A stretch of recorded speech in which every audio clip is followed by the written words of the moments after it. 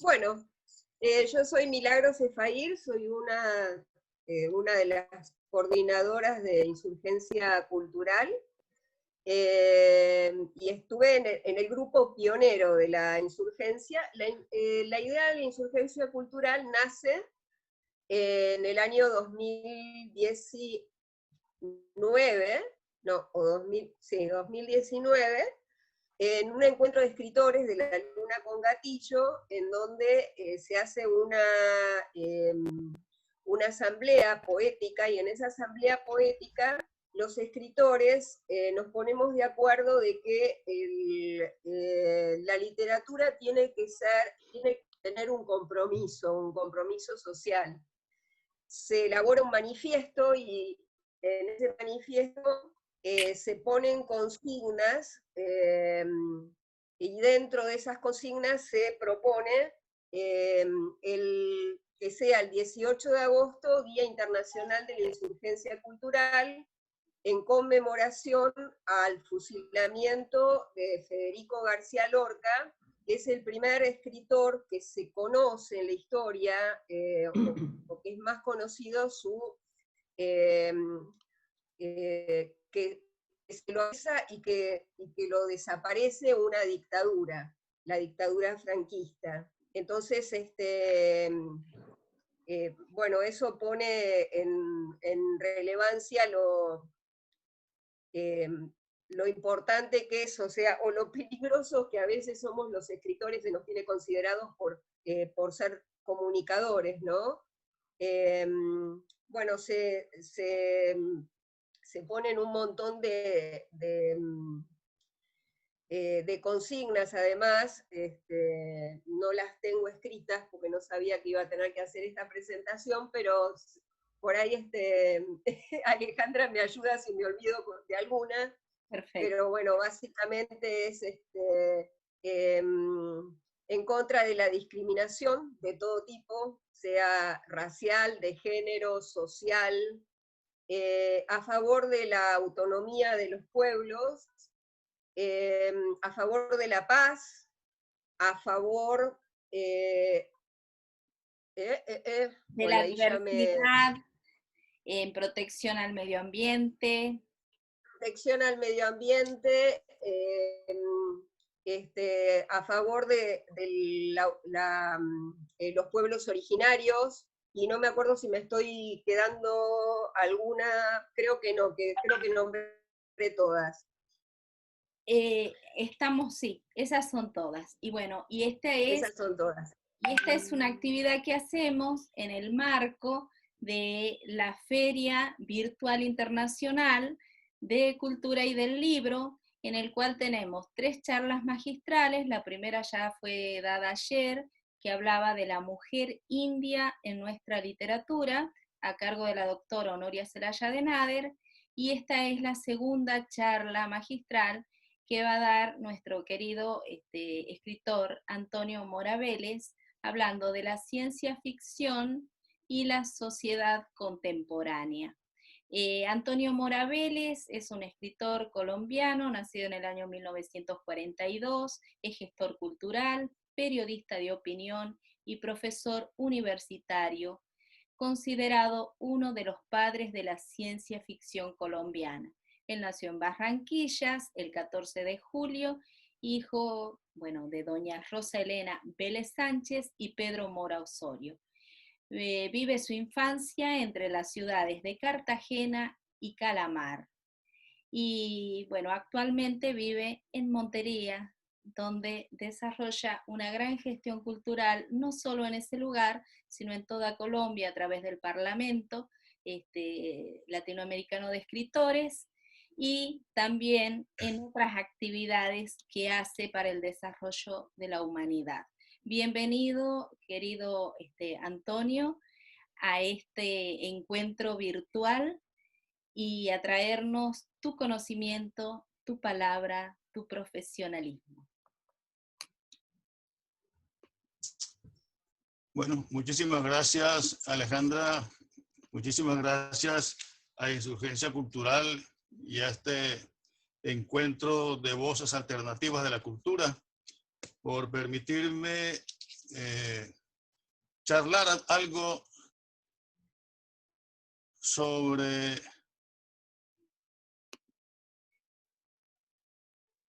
el papel que yo creo tiene, y no de ahora, sino de contemporánea. Pero vamos a matizar esto con inicialmente la lectura de un cuento que nos pone sobre el tema. Es un cuento con el cual yo gané alguna vez un concurso hace muchos años. Se llama Error de apreciación. La nave galáctica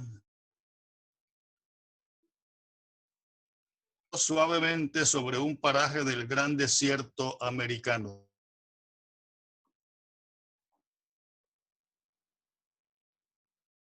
En ese instante, allende montes Grapevine y un hermoso en la distancia, cerca de una chumbera florecida. La serpiente rectaba afanosamente en pos de un roedor solitario. ¡Hay vida! Entusiasmado uno de los tripulantes. Su cara triangular huesuda asomaba por una de las ventanillas de la aeronave. El aire es como el de Pollux, agregó el otro, luego de leer la pantalla de su microprocesador.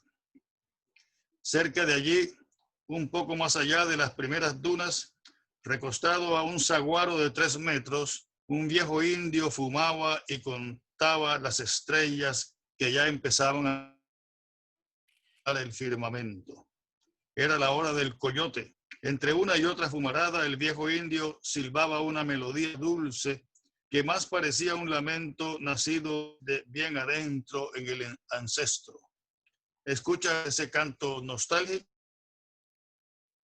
preguntó el comandante del espacio. Este encabezaba el grupo que ascendía por las dunas hacia el cactus gigante, cuya copa sobresalía por encima de las arenas.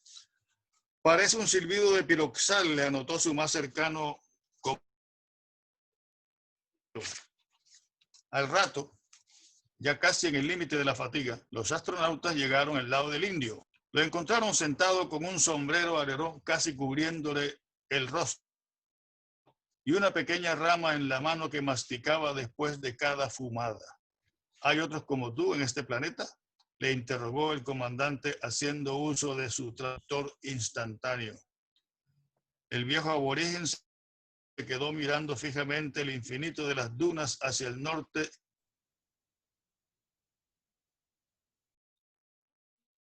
y le respondió: están muertos. ¿Muertos? Todos, respondió el indio. Todos murieron de soberbia. Quisieron llegar más lejos de sus límites y lo destruyeron todo y se destruyeron ellos mismos. El joven del cosmos inquirió otra vez, pero el solitario de las dunas no habló más. Es una lástima porque el planeta es hermoso, dijo entonces al partir. Cuando los navegantes de Polo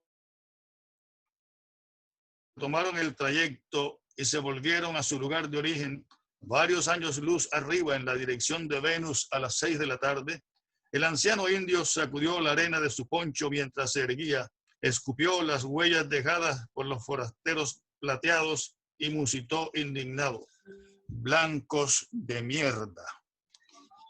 Este es un cuento, como ven ustedes. Unos astronautas llegan a la Tierra y encuentran un indio sobreviviente en un paraje absolutamente solitario, desprovisto casi de vegetación. Y el indio, cuando ellos le preguntan: ¿y dónde están?, y él les responde: están muertos.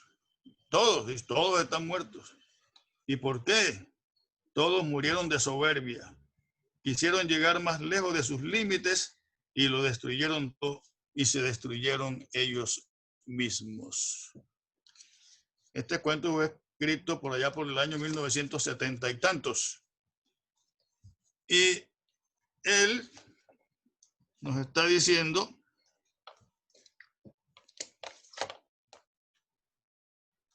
que la sociedad humana va a terminar por autodestruirse. El indio queda como un testimonio en el cuento, obviamente, de lo que fue la sociedad humana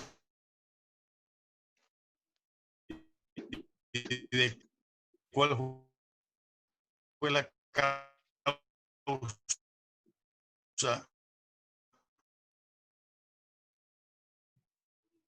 que le originó su existencia. Mentira. Que la ciencia ficción, que se basa en la ciencia, esté denunciando que la ciencia va a ser una de las causas de la autodestrucción de la Tierra. Voy a leer un fragmento de un ensayo que escribí hace mucho tiempo y que está en este libro, se titula ¿Qué es la ciencia ficción?, que contiene una cantidad de ensayos míos y entrevistas que me han hecho, incluso en la Argentina. Ahí hay 2 entrevistas que me han hecho revistas de la Argentina. La ciencia han transformado la vida en el planeta. La biología y la física han sido las ciencias que más han avanzado en los últimos 30 años. El hombre ha descubierto el mapa genético humano y la electrónica ha revolucionado el mundo. La clonación dejó de ser un tema de ciencia ficción y es hoy una realidad experimental. Las tarjetas electrónicas reemplazaron las chequeras y las huellas digitales o el iris del ojo son las nuevas llaves de entrada a espacios restringidos. En la medicina, la electrónica ha servido para aumentar la exactitud y precisión del cirujano. La biología molecular ayuda a fabricar las drogas necesarias para la curación de enfermedades.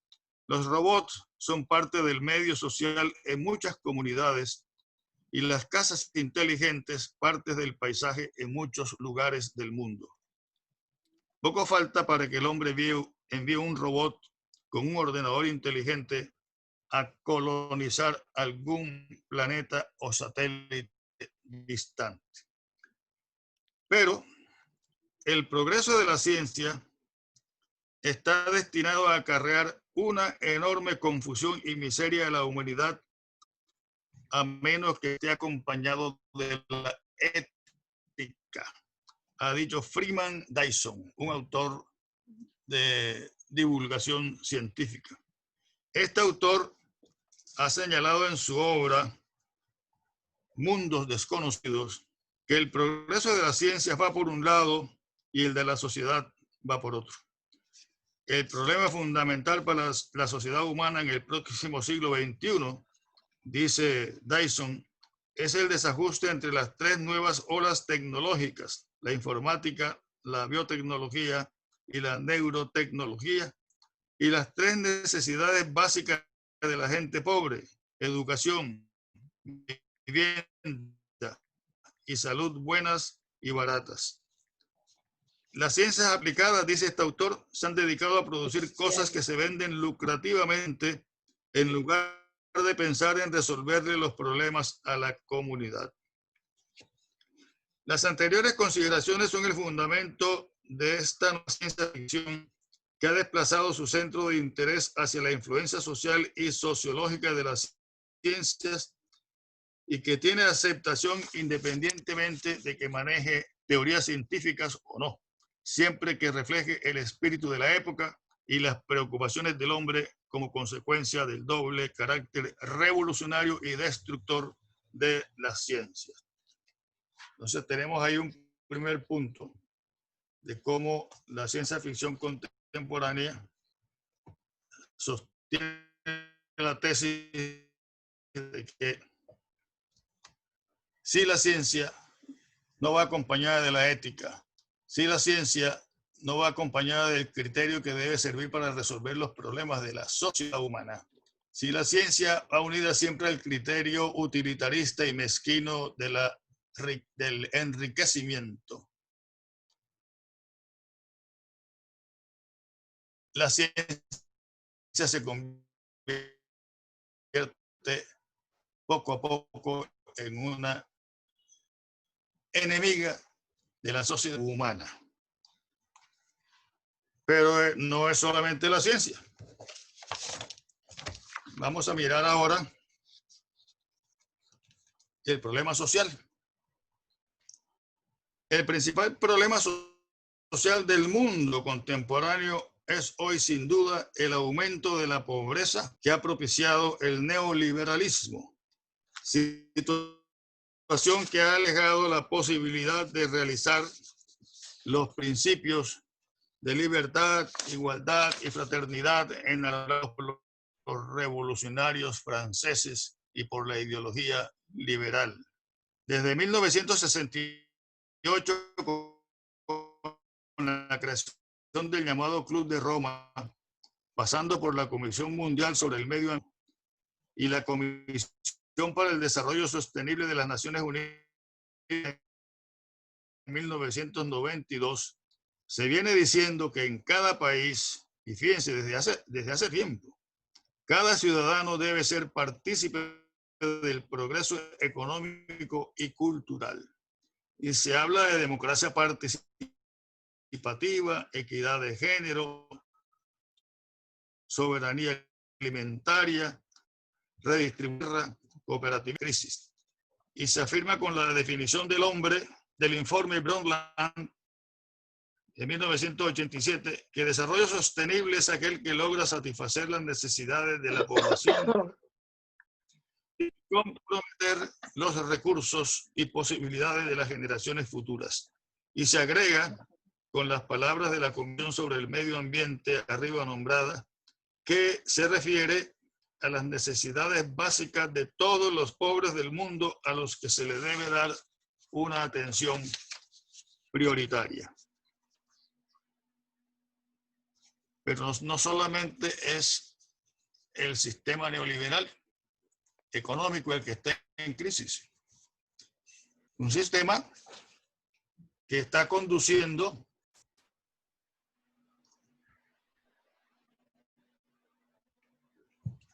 a la humanidad a la autoaniquilación. ¿Por qué? Porque es que el neoliberalismo y el capitalismo en general, y cuando hablo de capitalismo hablo de cualquier capitalismo, incluyendo el chino actual, necesariamente tiene que destruir el medio ambiente en su afán permanente de desarrollar la economía, de producir cada vez más para el consumo.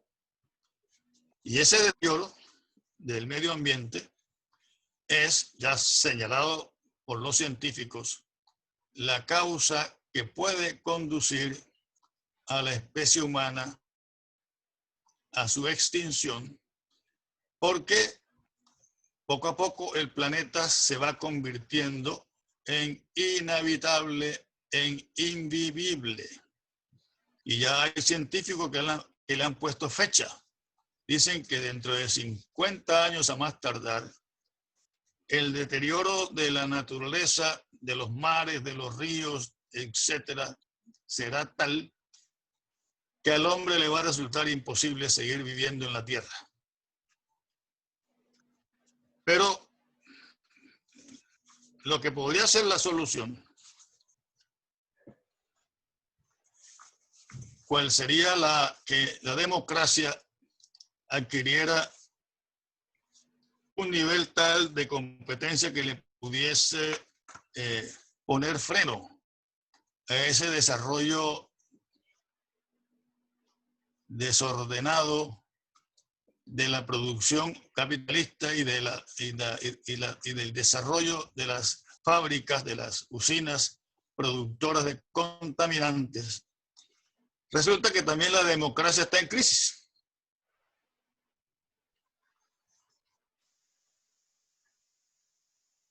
Todos los países latinoamericanos,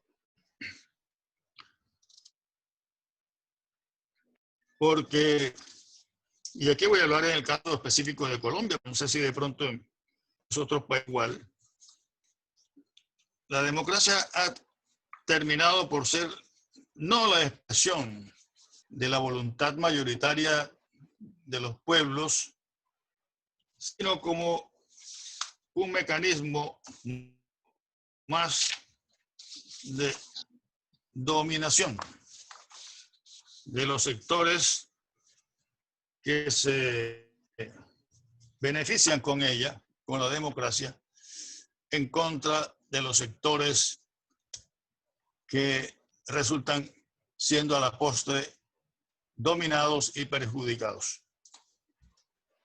En mi país, en Colombia, por ejemplo, Los partidos políticos ya casi no existen. Han perdido su fisonomía de partidos.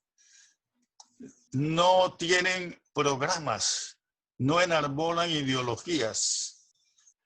Los partidos políticos se han convertido solamente en auspiciadores de candidaturas que realmente surgen no en la base popular de los partidos, sino en unas cosas que han dado en denominar empresas electorales, que son las que escogen y financian los candidatos a todas las corporaciones de elección popular. Entonces, así las cosas, los partidos prácticamente no juegan o juegan un papel muy pobre en el desarrollo de lo que supuestamente y constitucionalmente es la democracia participativa, porque así lo dice la Constitución colombiana. Colombia es un país, un Estado social de derecho y su gobierno es una democracia participativa. Pero realmente eso no ocurre así. La democracia está en crisis y además porque hay una inmensa mayoría de gente en nuestro país que no tiene la cultura política como para saber identificar qué representan esas empresas electorales y los partidos que les sirven de fachada. Y la gente muchas veces vota por el contrario, por el que no lo va a favorecer una vez sea elegido en el gobierno, porque la más de las veces venden el voto. Ese es el gran problema de la crisis, ese es el gran problema de la crisis de la democracia. Aparte de que los partidos no funcionan como tal, lo que funciona son empresas electorales.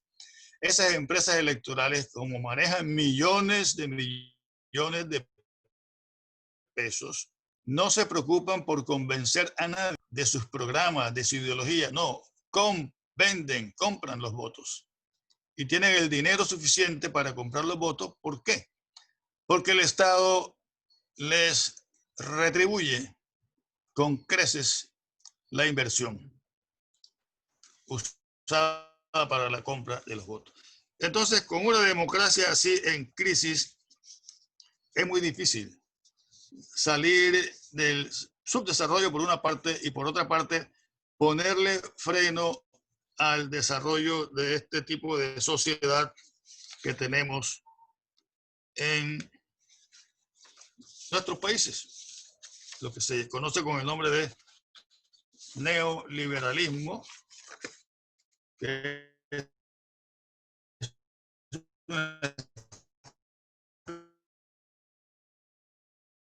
especie de es una modalidad, una línea del que está conduciendo, y así lo ha dicho la CEPAL en un célebre documento, está conduciendo a la sociedad humana a un callejón sin salida.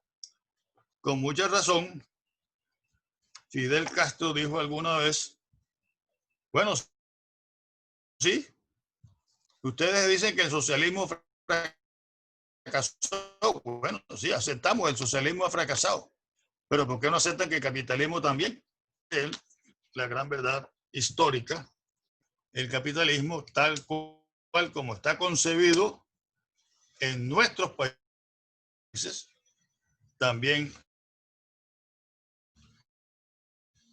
ha fracasado. El capitalismo chino es muy distinto al capitalismo sueco, y el capitalismo sueco es muy distinto al norteamericano y es muy distinto al colombiano y de pronto al argentino. No se puede hablar de un solo capitalismo. De pronto hay un denominador común, la propiedad privada sobre los medios de producción, ¿no? Y algunos otros elementos más, pero, por ejemplo, yo estuve hace poco en China y le pregunté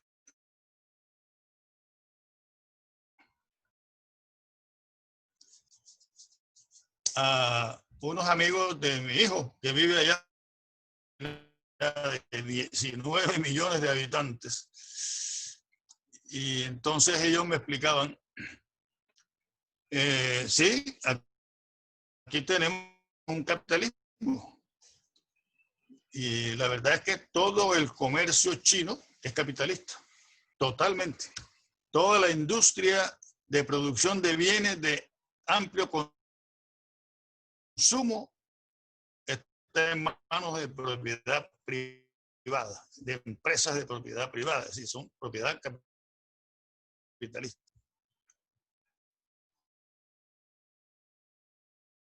Las grandes empresas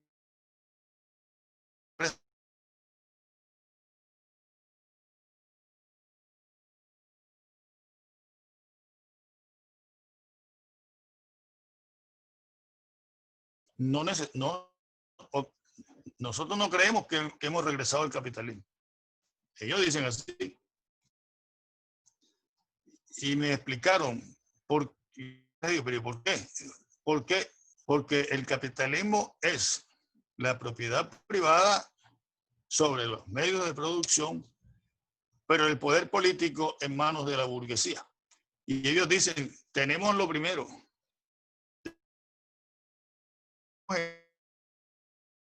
En gran cantidad de chinos que ya son multimillonarios, salen en las grandes revistas y toda esa cosa. Pero el poder lo sigue teniendo el Partido Comunista, y ellos dicen que es el partido del proletariado. La burguesía no manda en China, según amigos. Y no solo no manda, sino que tiene que sostener con la alta tributación que pagan en China las empresas, prácticamente tiene que sostener toda la parte de lo que es el servicio social del Estado, la salud, la educación, el deporte, etcétera. Eso en gran parte se sostiene con la alta tributación de las grandes empresas chinas. Bueno, esa es la cosa que ellos tienen de su sociedad y de su Estado. Por eso yo digo que ese capitalismo es una cosa muy distinta al capitalismo que sucede en nuestros países. Bueno, el cuento es que, repito, cualquier unos más graves que otros, a menos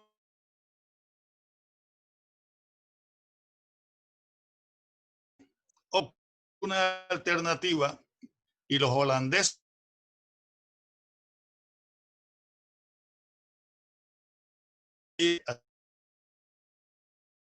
solo produzca lo necesario, ponga freno al desarrollo del consumo. Un consumo que, como ustedes saben, la mayor parte de las veces la propaganda lo convierte en negocio. Es decir, no se produce, cuando se produce para el consumo, los bienes que entran al mercado son ayudados por la publicidad para que la gente lo compre así no lo necesite. Nosotros somos muy dados a comprar las cosas más inverosímiles, así no nos sirvan para un cipote en nuestra vida común y corriente. Entonces, esa es una alternativa, que los holandeses están por allí en ese plan. Pero si seguimos con este plan de producir y de expoliar la tierra, los recursos minerales, etcétera, estamos condenados a la autoeliminación. Bueno, entonces ustedes me preguntarán, y entonces, ¿para dónde vamos? Les doy una idea de para dónde vamos.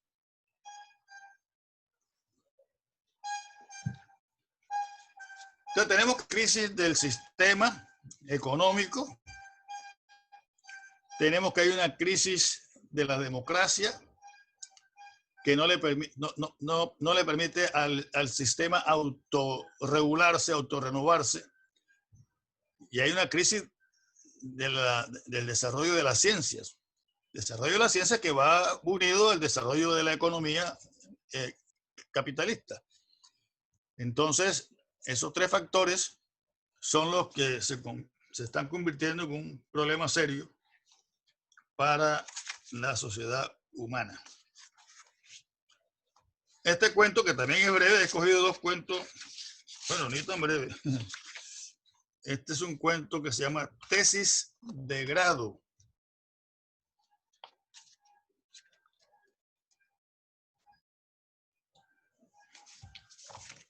Aquí hay muchas alusiones a la geografía colombiana, pronto ustedes quedan un poco despistados, pero los que conocen Cartagena se van a acordar de Cartagena. La vieja torre del reloj, Cartagena, conserva aún su altivez de reliquia consentida. El amplio camellón de los mártires está plenamente cubierto de polvo añejo, apenas si se levanta con la suave brisa marina que se filtra por entre las ruinas de los alrededores. Los dos héroes que murieron durante la Guerra de la Independencia han perdido la plenitud de sus formas. Esquirlas de tiempo les han corroído las siluetas, convirtiéndolos en masas de apariencia surrealista, mudos testigos de un pasado inexplicable pero vital. Desde lo alto de una pequeña colina, un joven astronauta filma el panorama.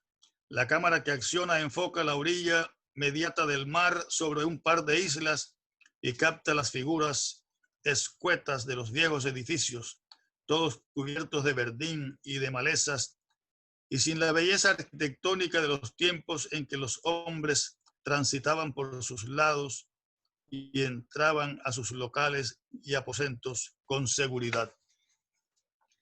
El joven astronauta rota un pequeño botón de su aparato rastreador del tiempo.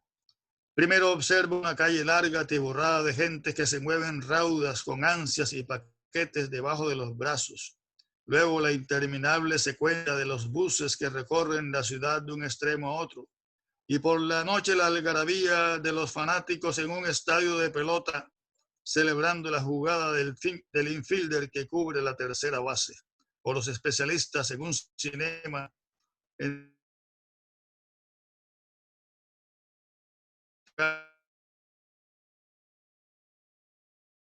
los espectadores en un cinema entregados a las caricias del amor confeccionado. Pero al joven le interesa más el mar y lo contempla solo y melancólico, abandonando su orgullo sobre la arenilla de las costas solitarias, y lo mira en la pantalla del pasado, acompañado de sol y de radiantes mujeres al natural, brindándole al hombre no solo proteínas, sino ilusiones, y lo sigue con su aerogiro, siguiendo la ruta de las costas hacia el sur, hacia la desembocadura del río lleno de vida que hizo exclamar al Inca, pobrecito del Perú, si se descubre el Sinú, y que ahora lucha por sobrevivir entre las arenas de un desierto en formación. Eran los tiempos de la civilización terrestre en pleno desarrollo. El aire puro de las montañas derramaba generoso su aliento de vida sobre todos los seres. Todavía la asfixia por la escasez de oxígeno no había aparecido en el horizonte como la nube negra de presagios siniestros que sería más tarde. La fragancia de las flores y la caricia de la brisa vespertina no se habían convertido en nostalgia. La tierra era vital, plena y hermosa. Hoy, para rescatar ese fragmento de su historia y lograr ensamblar el recorrido de su raza, desde los primeros inmigrantes de Tau Ceti que llegaron a la Tierra y se desposaron con las hijas de los hombres del planeta, hasta la etapa actual de su asentamiento en Marte recobrado, para evitar que el olvido sepulte los rastros del ancestro, el joven de la cámara toma las vistas de la región, lo golpea la nostalgia del terruño, saber que en todos esos lugares desolados amaron y sufrieron, y vivieron y murieron sus antepasados. Habla ahora en voz alta, con la intención de grabar sus palabras en la cámara del tiempo. En la tierra no todo fue erróneo, absurdo y maléfico. También hubo naturaleza pródiga, amor y plenitud de ser. Si bien existieron estadistas que le rindieron culto al fuego de las armas en contra de la vida, también existieron poetas que le cantaron a las plantas y a la risa, al mar y al optimismo, al amor y a la solidaridad. Después de contemplar todo esto, estoy más convencido de la necesidad de revivir ese pasado en nuestras imágenes para aprender de sus experiencias. La vida no es una novela rota.